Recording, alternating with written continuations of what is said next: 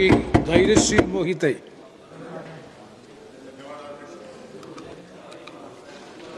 धन्यवाद अध्यक्ष महोदय.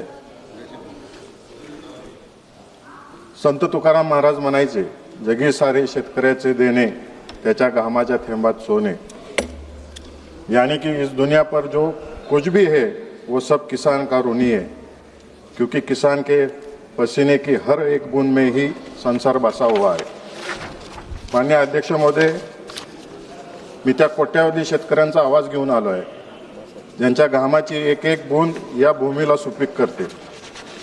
आपण येत्या कोरड्या आकडेवारीवर चर्चा करणार आहोत, पण लक्षात ठेवा की या आकडेवारी मागे एक शेतकरी आहे, त्याचं कुटुंब आहे, त्याची स्वप्न आहेत आणि सरकारी धोरणांमुळे कोसळलेला त्याच्या स्वप्नाचा चुराडा आहे.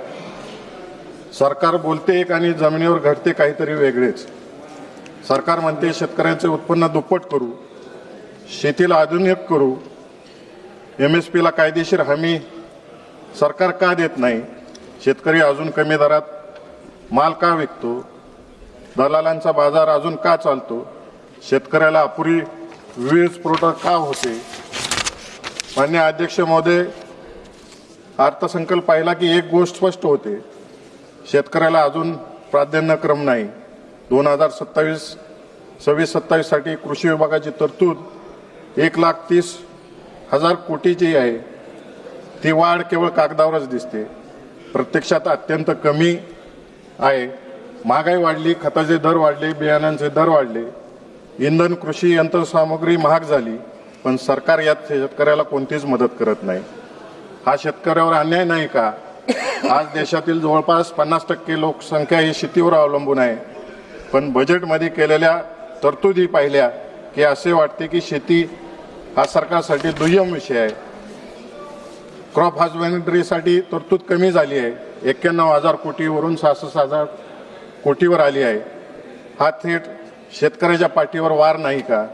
मोठ्या प्रमाणावर कृषी प्रक्रिया उद्योग उभे राहिले पाहिजेत, त्यासाठी अधिक निधीची तरतूद झाली पाहिजे. माननीय अध्यक्ष महोदय, आता मी महाराष्ट्रातील शेतकऱ्यांचे काही मुद्दे मांडतो. महाराष्ट्रातील निर्यातक्षम केळी उत्पादक शेतकऱ्यांचा मोठ्या प्रमाणात होत असलेला आर्थिक नुकसान टाळण्यासाठी, केळी निर्यात तातडीने सुरळीत करण्यासाठी सरकारने वेळेस हस्तक्षेप करावा. महाराष्ट्र राज्य निर्यातक्षम दर्जाच्या केळीचं उत्पादन करते. या उत्पादनातून दरवर्षी जवळजवळ 20,000 कोटीची उलाढाल होते.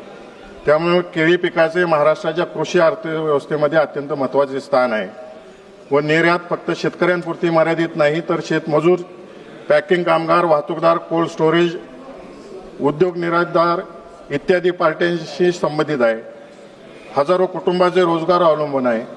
हे ग्रामीण अर्थव्यवस्थेसाठी अत्यंत महत्त्वाचे आहे. माननीय अध्यक्ष महोदय, 24 फेब्रुवारी 2026 पासून Honorable members, please. युद्धजन्य व आंतरराष्ट्रीय परिस्थितीमुळे केळीच्या निर्यातीवर मोठा परिणाम झाला आहे. रमजान काळात गल्फ देशांमध्ये भारतीय केळीला मोठ्या प्रमाणावर मागणी असते. अंदाजे 15,000 कंटेनर मागील वर्षी एकट्या सोलापूर जिल्ह्यातून केळी निर्यात झाली. चालू युद्ध सुरू होण्यापूर्वी दर हा 18 रुपये ते 23 रुपये होता, परंतु युद्ध चालू झाल्यापासून 8 ते 10 रुपये प्रति किलो अत्यंत कमी दराने विकली जात आहे. केळी पिकासाठी प्रति एकर अंदाजे 2 लाख रुपयेपेक्षा जास्त खर्च येतो. मात्र सध्याची परिस्थिती शेतकरी अडचणीत आलेला आहे. माननीय अध्यक्ष महोदय, सध्या निर्यातदारांचे 1,000 पेक्षा जास्त कंटेनर हे कोल्ड स्टोरेजमध्ये अडकले आहेत आणि 400 कंटेनर हे पोर्टवर परिसरात आहेत.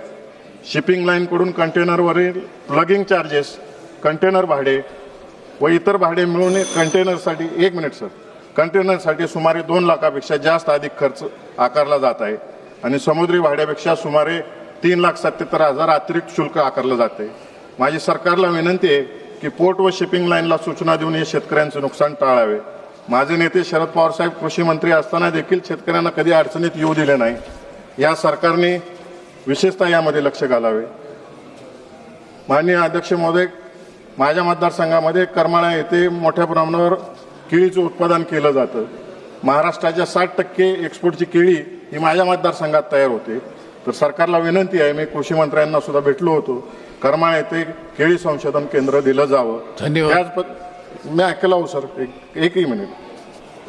माझा माढा मतदारसंघ व सोलापूर जिल्हा हा दुष्काळी भाग आहे, त्यामुळे या भागातील अपूर्ण सिंचन प्रकल्पांना केंद्र सरकारने निधी द्यावा.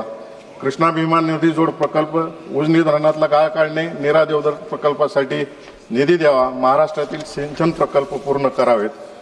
आज शेतकरी कर्जात आहे, शेतकरी संकटात आहे, शेतकरी आत्महत्या करत आहे आणि सरकार म्हणते सर्व ठीक आहे. हे वास्तव नाही, हे संवेदन समाप्त शून्यता आहे. हा प्रश्न देशाच्या अन्नदात्याचा आहे. जर आज निर्णय घेतला नाही तर उद्या खूप उशीर होईल. सर एकही लाईन एक लाइन से कंक्लूड करो. एक लाइन से कंक्लूड करो. गंध फुलांचा उधळी वारा शेतकऱ्यांच्या अंगणी, त्याच्या हाती कोरा भारा, कोरा भारा, कोरा भारा. जय शिवराय. धन्यवाद. धन्यवाद.